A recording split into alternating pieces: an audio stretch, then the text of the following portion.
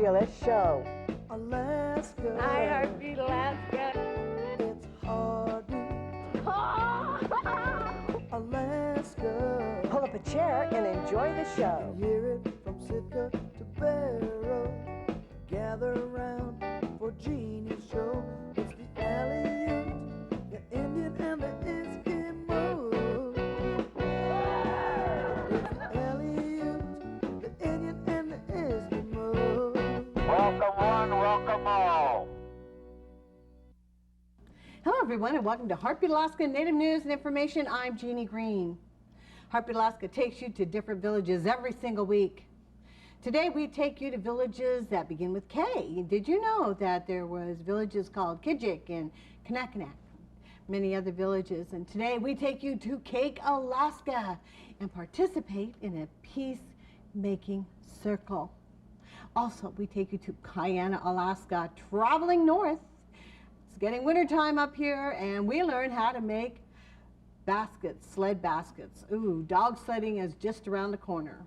Thanks for joining me, and thank you, Elvin Donovan from Ukpiavik and Upak Corporation in Barrow for giving me this beautiful utak look at the recent AFN convention. Thank you once again, Evelyn, and I'll be back with Heartbeat Alaska right after this. Heartbeat Alaska would like to thank the following sponsors for making our show possible. Brown's Electric. Thank you, Brown's Electric, for your generous support. Heartbeat Alaska is also brought to you by Frontier Flying Service. Thank you, Frontier, for getting Heartbeat Alaska airborne. Heartbeat Alaska is made possible by Kupik Carlisle Transportation, your full-service transportation and logistics company. Travel with me now to Kake, Alaska, where we experience a different kind of justice, a unique kind of justice in Alaska, a justice that focuses on rehabilitation with family, friends, and community, sitting together in a peacemaking circle.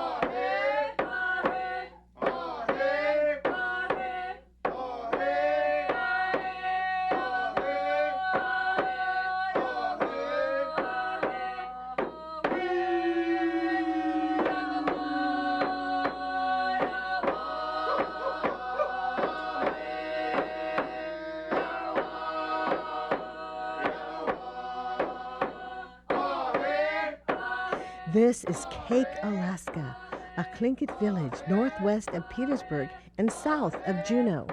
Kake lies along the traditional trading routes of the Tlingit and Haida and relies strongly on subsistence fishing and logging.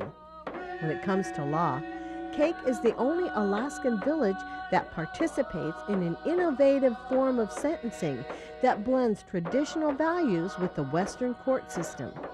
By forming a circle of wellness, family, friends, and the community can help rehabilitate and offer support to those that need it. Frank is just one success story that has benefited from the circle. Frank came in and he was arraigned, and him and his attorney talked about settling up on the case that he was involved in. So he came through here, and the Superior Court judge heard his case. He pled out, and he said he was going to be coming to the circle. Circle peacemaking in Kake is, we're the only community in Alaska that practice it, and it's, we work with the court system to give people chances on straightening themselves out. And as you witnessed today, we had a celebration circle, essentially as a circle for Frank and his wife. Last month we had one for his wife Marlene, and he chose to come to the circle for support.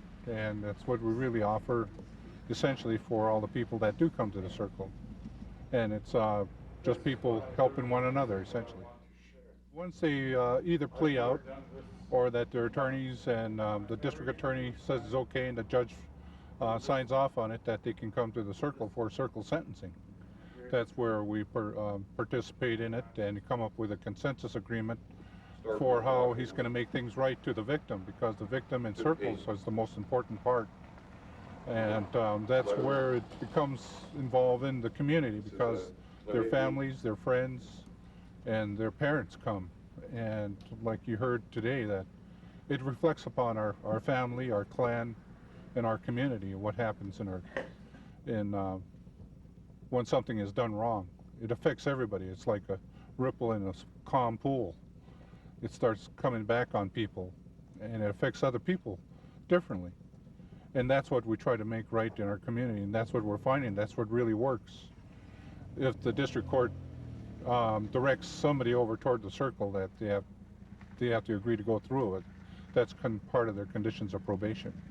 Whether you're native or non-native, we all have that seed within us to start a tradition of wellness in our culture. Because at one point, our grandparents were at this stage. But since we've had contact with the Western world, we're the 7th generation now that they were looking for.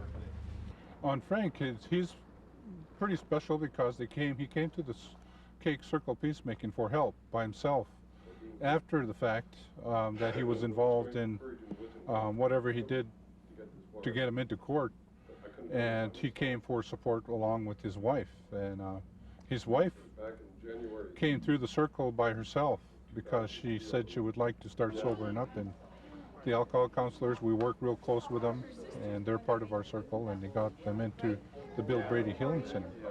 And through that, we have our meetings bi-monthly. We have a meeting of support circles if we're not doing one for somebody.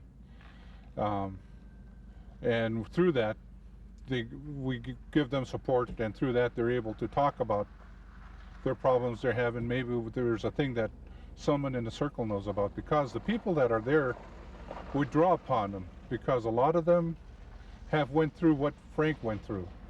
Like the elders there, they come and help us out, and they tell us what they're going to be looking at as obstacles, but nothing that might be able to really stop them from what they want to do, and that's maintaining their sobriety. And throughout this last year, we've been having them every other week with Frank. And going through that, Frank has talked a lot about things that have been bothering him through his life, and through that, he's been able to calm down a lot. And that's what I find, and that's what other circle participants find out, is that it benefits them by coming to hear people talk about problems. They thought they were the only ones that they had those kind of problems. And we get to share within this confidential circle about things that are going on in our lives. But here, Frank, he's just one of the model people that we've had, and he's been there, him and his wife, that has helped us out throughout the year that he's been sober. And we have a real good group of people that tend to just look on the bright side of things.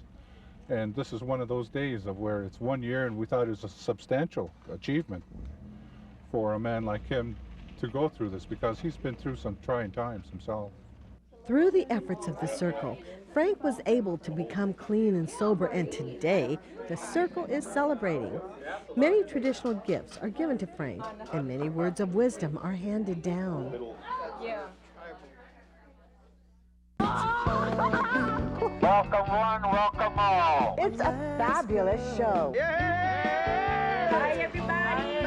Hi, Jeannie. Hi, Jeannie. Hi, ladies. Heartbeat Alaska. Real nice to see you folks. Hi, Heartbeat Alaska. Pull up a chair and enjoy the show. Tune in each week. You'll be glad you did. Life is filled with victories we celebrate with ourselves and with others, but in Kake Alaska, when one completes the rehabilitation program, they celebrate their victory in a fabulous way with the community. This is from the Healing Heart Council and Kake that you're part of, and Mike Kenny made this. He got a picture of you when you were carving, and it's kind of in the background.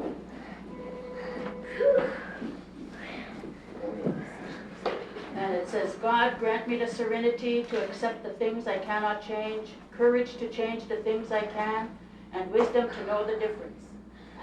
This is emotional for me. But congratulations, Frank.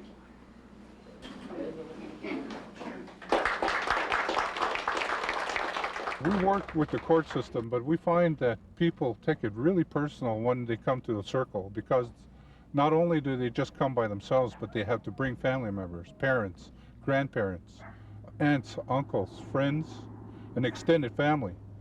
Because what we've been taught in our tradition is that anything that we do reflects upon our clan members, especially our families. Satan,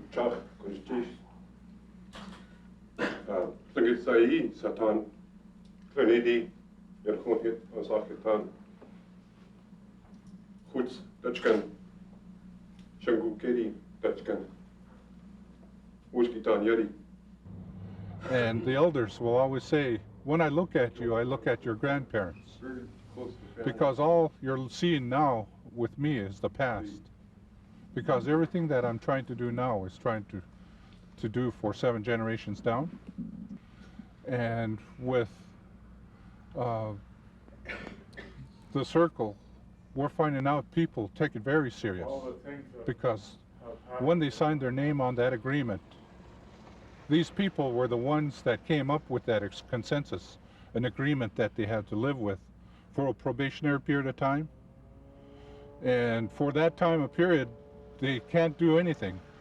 And I'll tell you, it has saved lives on young children that start going down the alcohol way, but have completely stopped it. Not only them, but their parents have stopped drinking because they found out for the first time they looked at their responsibility.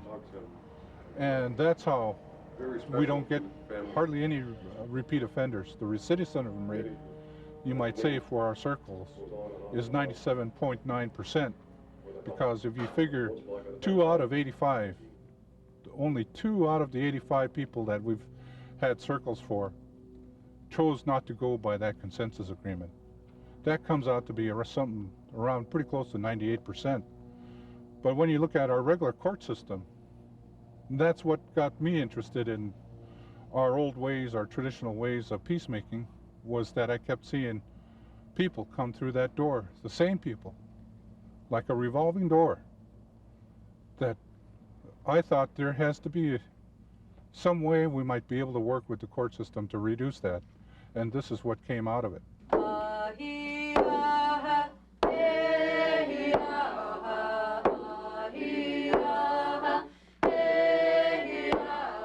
We practice just self-determination in our community. That's what it is. What people do is what they talk from the heart, just like Valentine's Day today. There's people that you saw in there were talking from the heart. And a lot of times our elders would say, the longest journey a man or a woman has to take is from their head to their heart to really start talking. And that's what comes out in circle peacemaking, is talking from the heart, of really trying to touch someone's soul and their value system to bring them back in to the community value system.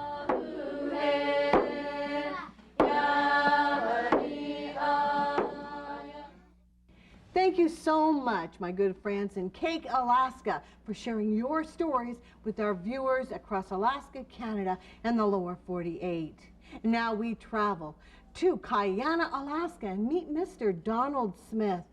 He's a gentleman who was born in Norvik, but since he was an infant, lived in this beautiful community called Kiana, Alaska. Dog sledding has always been a part of Native history, and now has become ingrained into Alaskan history. Travelers and their canine companions have trekked across the white landscapes in a method that has remained nearly unchanged for centuries. This combination of man and animal working together has helped define Alaska for generations. Mike Lawless, a seasoned musher, points out the similarities of the modern dog sled team and those of long ago. Yeah, you know, if you take a look at all the sleds today, you know, you'll see the aluminum runners and you'll see cable and all. But still, it's the same basket sled that the North American native came up with thousands of years ago. It's the same sled, you know, so the technology hasn't changed, just some of the materials. And the fact that nothing, as far as traveling in this part of the world, nothing makes more sense 6 months a year. I mean, it was one of them things that was figured out long before any of us got here. So it's you're always linked with that past, you know, and you can sit around and kind of visualize mushers, you know, hundreds of years ago, trying to figure out how to build a better sled and get a better dog and, you know, provide better nutrition. It really hasn't changed, you know, so, and it's great to be part of it. Donald Smith of Kiana certainly agrees. He makes traditional basket sleds. I was born and raised in Kiana. I was born 1927 in Norvik. Norvik is 24 miles downstream from Kiana, and it had a little hospital at the time. That's where I was born. And I spent most of my life here in this valley, not in one spot all the time. We follow the game or fish and whatever. It's a modernized village now. You got TV, you got telephones, you got running water and sewer, and airplanes come. I don't know how many airlines come twice a day. And you can talk to the lower 48, and when you make a phone call, you can talk to people in Florida or someplace if you know who to talk to. Years ago, it wasn't like that. Years ago, when you want to go to lower 48, you have to go to Kotzebue and wait for the ship to come to Kotzebue. And if you're late for that ship, you got to wait another year. Donald can be found in his workroom at 5 o'clock in the morning, taking advantage of the peace and quiet before the rush of the day. He gave us a tour of his workshop this summer. Even in winter time, when I'm not trapping, I make sleds. This is a basket sled, and they come in various sizes. This one is kind of a short one. Donald has been making sleds for most of his life. Ever since my dad gave me 4 dogs and kind of an old beat up sled, and that's why I started. The patches on the sled was heavy, but they're heavier than the sled itself. And every time when somebody come in with half decent sled, I had to run over and take a look. And here's how I start right here. And you got to pick right end of the wood to bend it 90 degrees like that. I put it in a steam pot.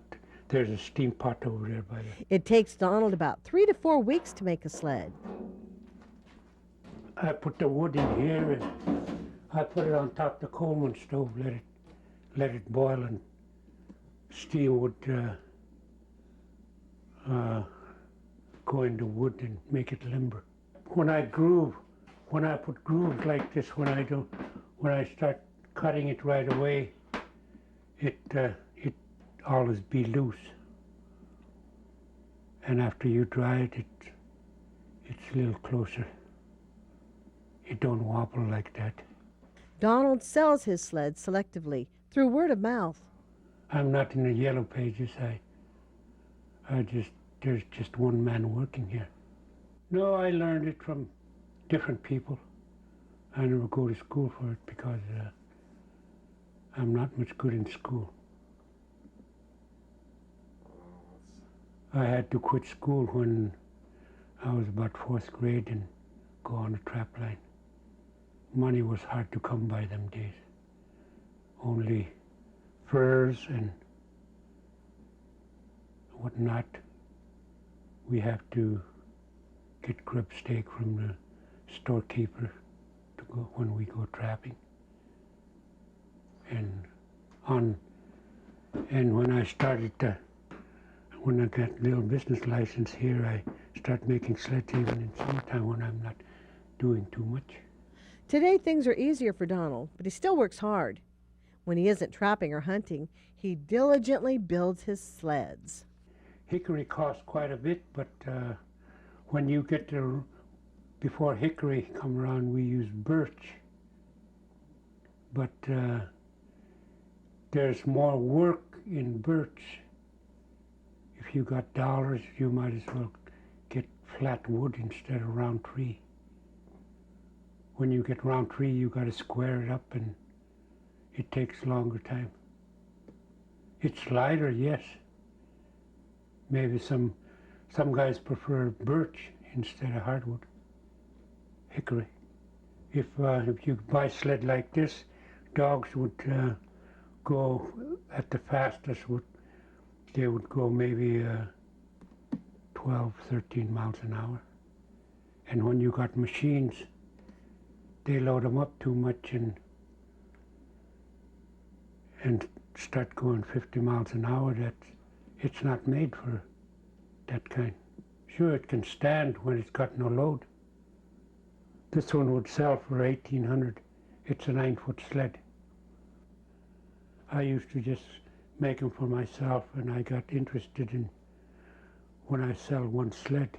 I got more than one time, and then that's when I get interested in selling sled. When you cut it too short, you got to cut another piece. Or if it don't bend, you just got to look at the plank and cut it for which side of the sled you're going to use it on. Well, sometime I make 6 of them in a year. It all depends. Like when I'm trapping, I make less because I'm out most of the time. And I use that tuna leader line to tie them. Here it is right here. It's a nylon rope.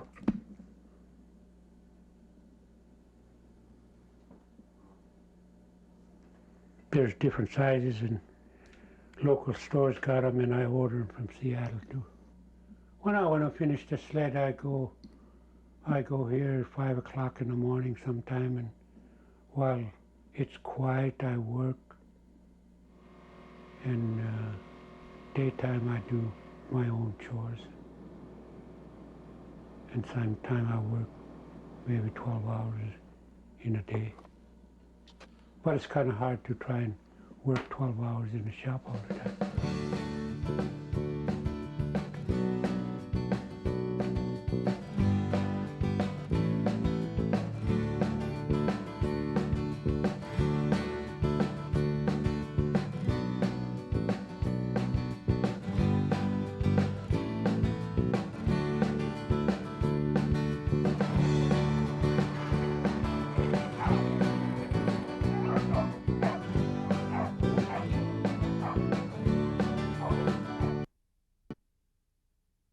I'm waiting because I don't want to get a disease. I have a future ahead of me, and I don't want to mess up my life. If my husband asks me if he's the first, I want to say yes.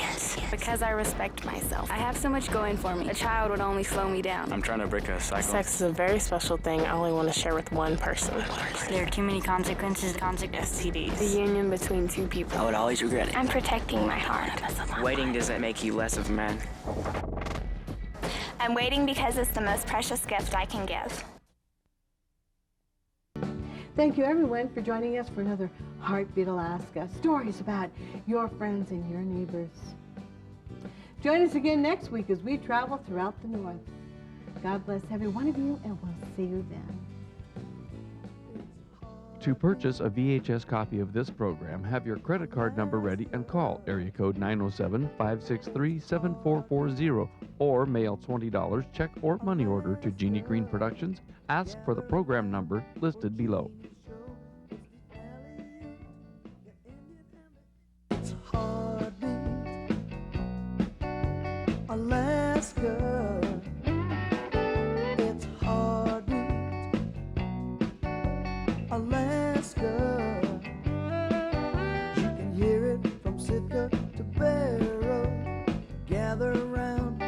genius.